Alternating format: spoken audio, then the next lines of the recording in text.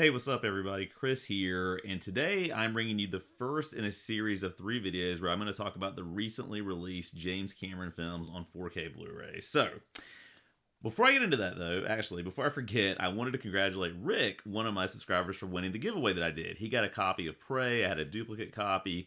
I picked a subscriber who would receive that, and he got it in the mail. And again, Rick, thanks so much for watching. And I'm probably going to do another one of those. I actually have another duplicate 4K Blu-ray. I'll explain that in another video, but I'll probably do another giveaway in the next couple of months, so stay tuned for that. But what we want to talk about today is True Lies on 4K UHD. So this is a movie, along with a variety of other films, The Abyss included with that people have been wanting in a 4K physical format, and really just, I think, 4K in general for a long time. But if you've been following the development and release of these movies in the realm of physical media, you'll know that there has been a ton of controversy with this, right? So in particular, this one has really been pegged as having a ton of digital noise reduction and sort of artificial appearance type of stuff happening with the different characters in the movie. So, and I'll talk about my experience with that. And really, this is not meant to be a review of the film itself. I mean, True Lies, I think, is kind of the pinnacle of action comedy. I think it balances those things extraordinarily well.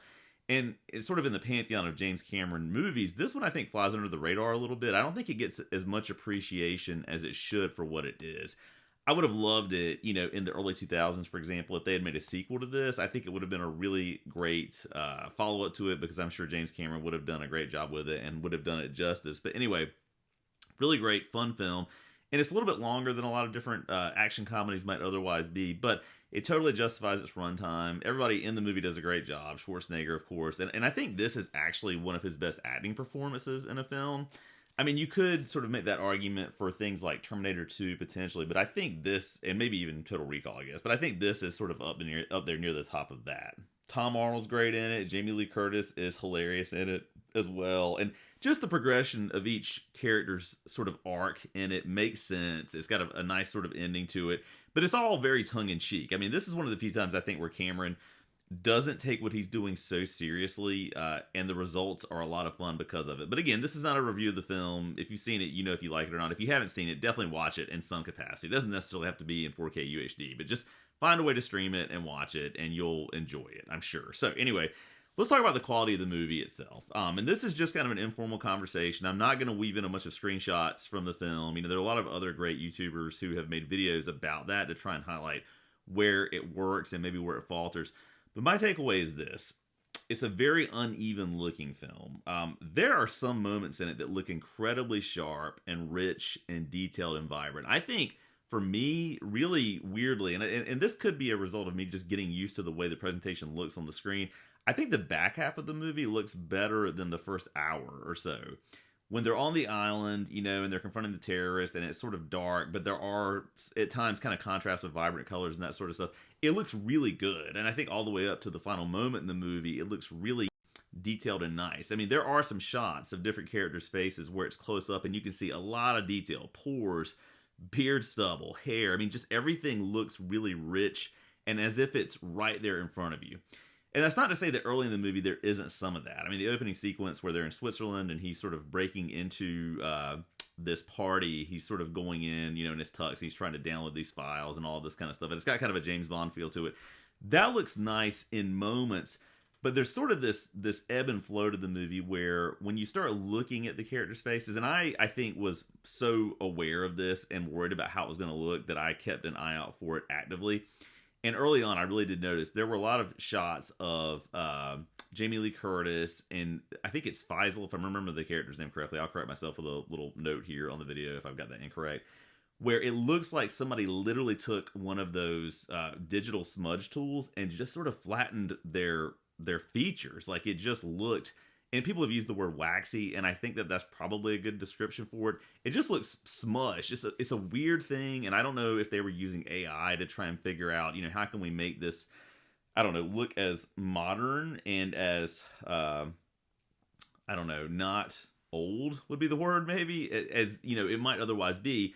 But I think in doing that in certain scenes, it does detract from sort of that classic film look. Now, there is some grain here, too, and I love film grain. I'm a proponent of that. I know some people don't like the way it looks, but I think it gives it sort of that organic feel that I would want from an older movie, especially. But film grain is here. It's reduced in parts. I did notice it early on in the movie a lot more than later in the movie. And again, that could just be my eyes adapting to what I'm seeing on the screen.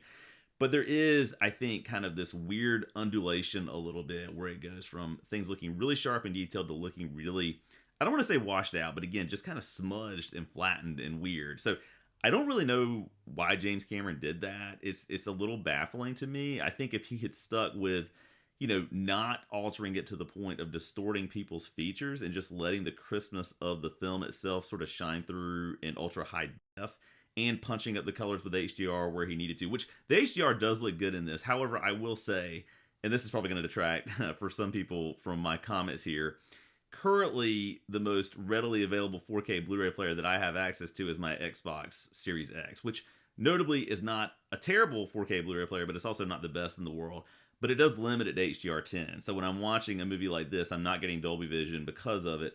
I will say, though, that even with HDR10, the colors in this do look pretty solid. And I'm comparing it to another 4K disc that I watched just the other day, which was Event Horizon. That one looked pretty washed out. And, Event Horizon, I think, is actually a newer movie than True Lies. I'll have to double check the dates on that. I'm looking at the back of the disc now to remind myself. I know this came out in the mid-90s, something like that. But I think Event Horizon, which is a darker film in and of itself, it looked way more washed out than this. So the colors here were not really necessarily an issue. And there are some scenes where they look good. But again, that smudging feature that people have talked about, it is here. And it is a little bit jarring. Now, again, I do think I got used to it as the movie progressed. The reason I decided to watch this first out of the three movies, and my copy of Aliens actually showed up this morning on my doorstep. The next one I'm going to do is The Abyss, and I'm saving Aliens for last because it's my favorite of these three movies. But the reason I watched this one first instead of The Abyss is I'm hoping that my experience goes up from here, because I've heard that this is the worst one.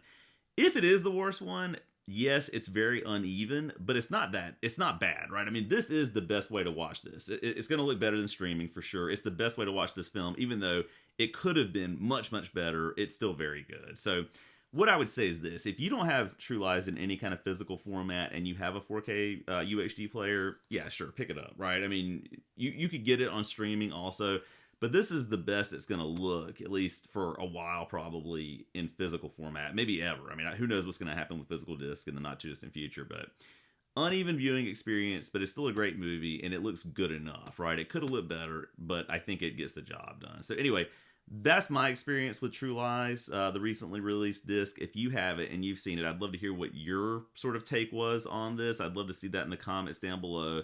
As always, thanks so much for watching, and I'll check back in soon.